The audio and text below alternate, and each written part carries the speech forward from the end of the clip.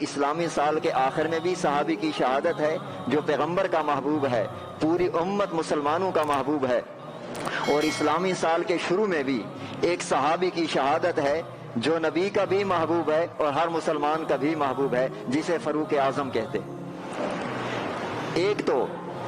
یہ اسلامی سال کا اختتام اور اسلامی سال کا شروع ہمارے حکمرانوں کو، ہمارے ذمہ داروں کو اور تمام مسلمانوں کو سبق یہ دیتا ہے کہ اسلام، اب حضرت عثمان بھی اسلامی حکومت کا سربراہ تھا، حضرت عمر فاروق بھی اسلامی حکومت کا سربراہ تھا، وہ بھی شہید یہ بھی شہید، وہ بھی نبی کا صحابی یہ بھی نبی کا صحابی، وہ بھی نبی کا محبوب یہ بھی نبی کا محبوب۔ تو ہمارے حکمرانوں کے لیے سبق یہ ہے، اسلامی سال کا اختتام اور اسلامی سال کا شروع، یہ دونوں مہینوں میں آپ سلم کے محبوب اور قریبی بڑے بڑے صحابہ جنہوں نے اسلامی حکومت قائم کی تھی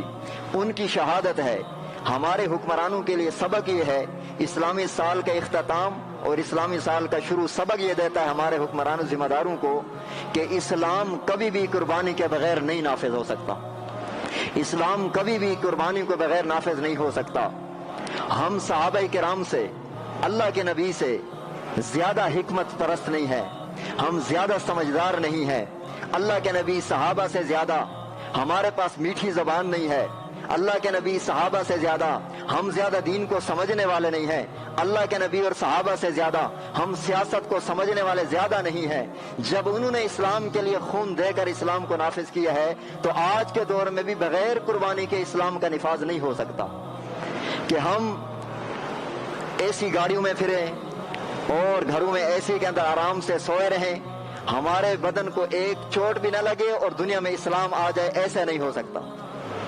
جب آپ کا میرے نبی نے قربانی دی ہے اور صحابہ کرام میدان میں اترے ہیں، ان کا خون گرا ہے، تو اسلامی سال کا اختتام اور ابتدا یہ محبوب صحابہ کا خون گر کر نوجوانوں کو اور ذمہ داروں کو، حکمرانوں کو، بادشاہوں کو، وزیر اعظم کو، یہ سب کے لیے سبق ہے، اسلام قربانیوں کے بغیر نہیں آ سکتا۔ تبارک الذی نزل الفرقان على عبده ليكون للعالمین نذیرا۔